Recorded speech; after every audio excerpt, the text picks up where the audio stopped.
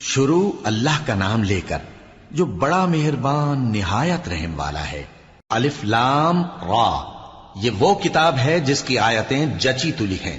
پھر یہ کہ اللہ حکیم و خبیر نازل کرنے والے کی طرف سے بتفصیل بیان کی گئی ہیں۔ اس کا پیغام یہ ہے کہ اللہ کے سوا کسی کی عبادت نہ کرو، اور میں اس کی طرف سے تم کو ڈر سنانے والا اور خوشخبری دینے والا ہوں۔ اور یہ کہ اپنے پروردگار سے بخشش مانگو اور اس کے آگے توبہ کرو، وہ تم کو ایک وقت مقرر تک متاع نیک سے بہرہ مند کرے گا اور ہر لائق فضیلت کو اس کی فضیلت دے گا۔ اور اگر روگردانی کرو گے تو مجھے تمہارے بارے میں قیامت کے بڑے دن کے عذاب کا ڈر ہے۔ تم سب کو اللہ کی طرف لوٹ کر جانا ہے اور وہ ہر چیز پر قادر ہے۔ دیکھو، یہ اپنے سینوں کو دوہرا کرتے ہیں تاکہ اللہ سے چھپ جائیں۔ سن رکھو، جس وقت یہ اپنے کپڑوں میں لپٹ رہے ہوتے ہیں تب بھی وہ ان کی چھپی اور کھلی باتوں کو جانتا ہے۔ وہ تو دلوں کی باتوں تک سے آگاہ ہے۔ اور زمین پر کوئی چلنے پھرنے والا نہیں مگر اس کا رزق اللہ کے ذمے ہے۔ وہ اس کے رہنے کی جگہ کو بھی جانتا ہے اور جہاں سونپا جاتا ہے اسے بھی۔ یہ سب کچھ کتاب روشن میں لکھا ہوا ہے۔ اور وہی تو ہے جس نے آسمانوں اور زمین کو 6 دن میں بنایا، اور اس وقت اس کا عرش پانی پر تھا۔ تمہارے پیدا کرنے سے مقصود یہ ہے کہ وہ تم کو آزمائے کہ تم میں عمل کے لحاظ سے کون بہتر ہے۔ اور اے نبی، اگر تم کہو کہ تم لوگ مرنے کے بعد زندہ کر کے اٹھائے جاؤ گے تو کافر کہہ دیں گے کہ یہ تو کھلا جادو ہوا۔ اور اگر ایک مدت معین تک ہم ان سے عذاب روک دیں تو کہیں گے کہ کون سی چیز عذاب کو روکے ہوئے ہے۔ دیکھو، جس روز وہ ان پر واقع ہوگا پھر ٹلنے کا نہیں، اور جس چیز کا یہ مذاق اڑاتے ہیں وہ ان کو گھیر لے گی۔ اور اگر ہم انسان کو اپنے پاس سے نعمت بخشیں پھر اس سے اس کو چھین لے تو نا امید اور ناشکرا ہو جاتا ہے۔ اور اگر تکلیف پہنچنے کے بعد آسائش کا مزہ چکھائیں تو خوش ہو کر کہتا ہے کہ سب سختیاں مجھ سے دور ہو گئیں۔ بے شک وہ ہے ہی خوشی میں مست ہو جانے والا، بڑا فخر جتانے والا۔ ہاں، جنہوں نے صبر کیا اور عمل نیک کیے، یہی ہیں جن کے لیے بخشش اور اجر عظیم ہے۔ تو شاید تم کچھ چیز وہی میں سے جو تمہارے پاس آتی ہے چھوڑ دو، اور اس خیال سے تمہارا دل تنگ ہو کہ کافر یہ کہنے لگیں کہ اس پر کوئی خزانہ کیوں نہیں نازل ہوا، یا اس کے ساتھ کوئی فرشتہ کیوں نہیں آیا۔ اے نبی، تم تو صرف نصیحت کرنے والے ہو، اور اللہ ہر چیز کا نگہبان ہے۔ کیا یہ لوگ کہتے ہیں کہ اس نے قرآن از خود بنا لیا ہے؟ کہہ دو کہ اگر سچے ہو تو تم بھی ایسی 10 صورتیں بنا لاؤ، اور اللہ کے سوا جس جس کو بلا سکتے ہو بلا بھی لو۔ پس اگر وہ تمہاری بات قبول نہ کریں تو جان لو کہ یہ قرآن اللہ کے علم سے اترا ہے، اور یہ کہ اس کے سوا کوئی معبود نہیں۔ تو کیا تم لوگ اسلام لاتے ہو؟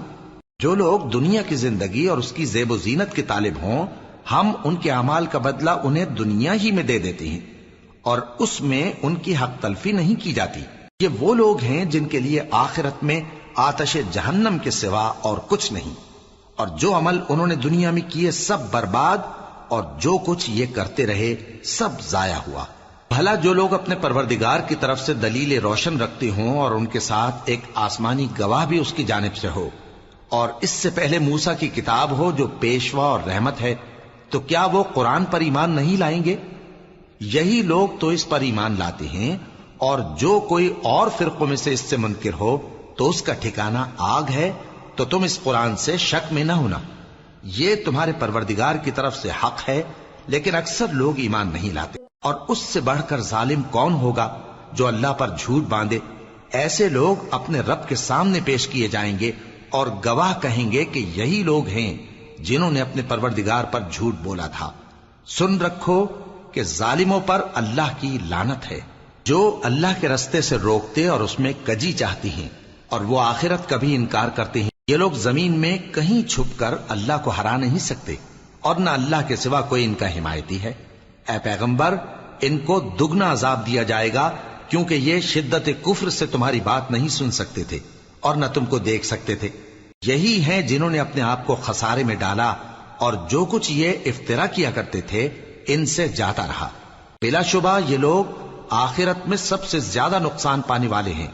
جو لوگ ایمان لائے اور عمل نیک کیے اور اپنے پروردگار کے آگے عاجزی کی، یہی صاحب جنت ہیں ہمیشہ اس میں رہیں گے۔ دونوں فریقوں یعنی کافر و مومن کی مثال ایسی ہے جیسے ایک اندھا بہرا ہو اور ایک دیکھتا سنتا۔ بھلا دونوں کا حال یکساں ہو سکتا ہے؟ پھر تم سوچتے کیوں نہیں؟ اور ہم نے نوح کو ان کی قوم کی طرف بھیجا تو انہوں نے ان سے کہا کہ میں تم کو کھول کھول کر ڈر سنانے اور یہ پیغام پہنچانے آیا ہوں کہ اللہ کے سوا کسی کی عبادت نہ کرو، مجھے تمہاری نسبت دردناک عذاب کا خوف ہے۔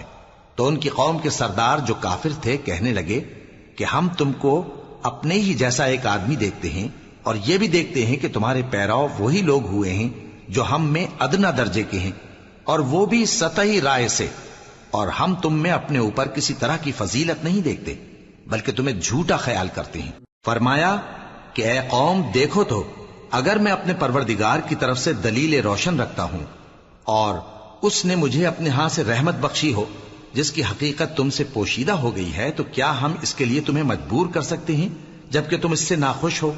اور اے قوم میں اس نصیحت کے بدلے تم سے مال و زر کا مطالبہ تو نہیں کرتا، میرا صلہ تو اللہ کے ذمے ہے، اور جو لوگ ایمان لائے ہیں میں ان کو نکالنے والا بھی نہیں ہوں، وہ تو اپنے پروردگار سے ملنے والے ہیں، لیکن میں دیکھتا ہوں کہ تم لوگ نادانی کر رہے ہو۔ اے میری قوم اگر میں ان کو نکال دوں تو اللہ کی گرفت سے بچانے کے لیے کون میری مدد کر سکتا ہے؟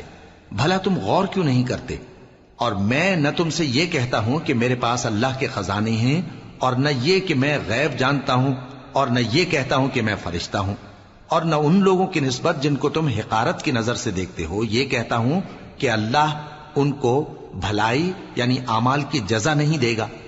جو ان کے دلوں میں ہے اسے اللہ خوب جانتا ہے، اگر میں ایسا کہوں تو بے انصافوں میں ہو جاؤں۔ انہوں نے کہا کہ نوح تم نے ہم سے جھگڑا تو کیا اور جھگڑا بھی بہت کیا، اب اگر تم سچے ہو تو جس چیز سے ہمیں ڈراتے ہو وہ ہم پر لا نازل کرو۔ نوح نے کہا کہ اس عذاب کو تو اللہ ہی چاہے گا تو نازل کرے گا، اور تم اللہ کو کسی طرح ہرا نہیں سکتے، اور اگر میں یہ چاہوں کہ تمہاری خیر خواہی کروں اور اللہ یہ چاہے کہ تمہیں گمراہ رہنے دے تو میری خیر خواہی تم کو کچھ فائدہ نہیں دے سکتی، وہی تمہارا پروردگار ہے اور تمہیں اسی کی طرف لوٹ کر جانا ہے۔ کیا یہ لوگ کہتے ہیں کہ اس پیغمبر نے قرآن اپنے دل سے بنا لیا ہے؟ کہہ دو کہ اگر میں نے دل سے بنا لیا ہے تو میرے گناہ کا وبال مجھ پر، اور جو گناہ تم کرتے ہو اس سے میں بری الذمہ ہوں۔ اور نوح کی طرف وحی کی گئی کہ تمہاری قوم میں جو لوگ ایمان لا چکے ان کے سوا اور کوئی ایمان نہیں لائے گا، تو جو کام یہ کر رہے ہیں ان کی وجہ سے غم نہ کھاؤ، اور ایک کشتی ہمارے حکم سے ہمارے سامنے بناؤ، اور جو لوگ ظالم ہیں ان کے بارے میں مجھ سے کچھ نہ کہنا، کیونکہ وہ ضرور غرق کر دیے جائیں گے۔ اور نوح نے کشتی بنانا شروع کر دی، اور جب ان کی قوم کے سردار ان کے پاس سے گزرتے تو ان سے تمسخر کرتے۔ وہ کہتے کہ اگر تم ہم سے تمسخر کرتے ہو تو جس طرح تم ہم سے تمسخر کرتے ہو اسی طرح ایک وقت ہم بھی تم سے تمسخر کریں گے، اور تم کو جلد معلوم ہو جائے گا کہ کس پر عذاب آتا ہے جو اسے رسوا کرے گا، اور کس پر ہمیشہ کا عذاب نازل ہوتا ہے، یہاں تک کہ جب ہمارا حکم آ پہنچا اور تنور جوش مارنے لگا تو ہم نے نوح کو حکم دیا کہ ہر قسم کے پالتو جانوروں میں سے